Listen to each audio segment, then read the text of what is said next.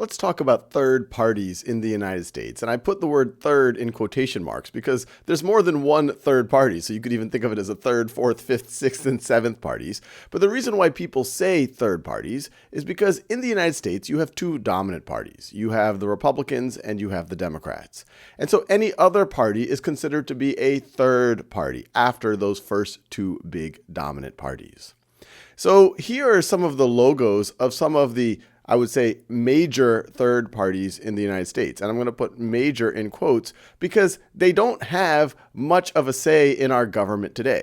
You have the Libertarian Party that is very focused on people's individual liberties. They generally think about the government doing as little as possible, that whenever the government tries to get bigger, it infringes on people's liberties, either in the economic sphere or in the social sphere. The Green Party is also very pro-civil liberties, but you can also imagine, because it's called the Green Party, it is very concerned with the environment. Now, this third party, and there's many more than just these three, this is the Reform Party. And the Reform Party is really interesting because it was started by Ross Perot in 1995. And this was after, in 1992, Ross Perot ran as an independent candidate for president, and he did surprisingly well. He got nearly 20% of the popular vote. But an interesting question is, even though he got 20% of the popular vote in 1992, and even though in the Reform Party it had some reasonable support even in the 1996 election, how come we don't see congresspeople who represent the Reform Party? And there's two real answers here. One is the winner-take-all system. Winner take all. So if we're dealing with a situation where even if a third party gets 20% of the vote, they're not going to get any representation for it. And you can contrast that with a proportional representation system like you have in some parliaments. So in some countries, their parliament is elected by proportional representation. So let's say that 20% vote for party A. Let's say 70% vote for party B. And then the remainder 10% vote for Party C. In a parliamentary proportional representation system, Party C would get roughly 10% of the seats in the parliament. But that's not the way it works in our government.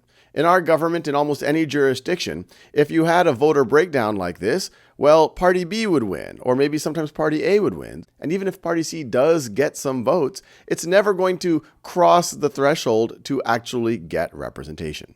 Now, with that said, this doesn't fully explain why we don't see more third-party representation in, say, the United States Congress. Because there are countries that have more third-party representation, even though they don't have proportional representation. Now, another reason that's often cited for why we don't see third-party representation is that the major parties, the Republicans and Democrats, oftentimes incorporate the third party's messages into their own. To get a sense of this, I'm going to show you a little bit of an excerpt from a Reform Party ad in 1996. And at that time, they were saying things that neither the Democrats or the Republicans were saying very strongly. And I want you to think about, when you hear it, whether some of those messages have later on become parts of either the Republican or the Democratic candidates' messages. Washington is selling our future to the special interests. Don't waste your vote on someone who will sell you out. Ross Perot is the only candidate who will work for our interest instead of the special interest. Just vote for Ross. Because you own this country. So as you saw in that ad from the Reform Party, there's a lot of talk about the influence of special interest and how people need to take their government back. And if you fast forward to the 2016 presidential election, you had two major forces, actually one on the Republican side and one on the Democratic side. On the Republican side, you have Donald Trump, who's echoing the need to focus on special interest, that Washington is a swamp and it needs to be drained. It wasn't obvious from that ad, but Ross Perot in 1992 was ringing the alarm bells about NAFTA and free trade and saying why it would be bad for the United States. And in 2016, you heard many of these same things from the Republican candidate, Donald Trump. Same thing with Bernie Sanders on the Democratic side. He echoed the need to take a second look at free trade and that special interests had taken over Washington.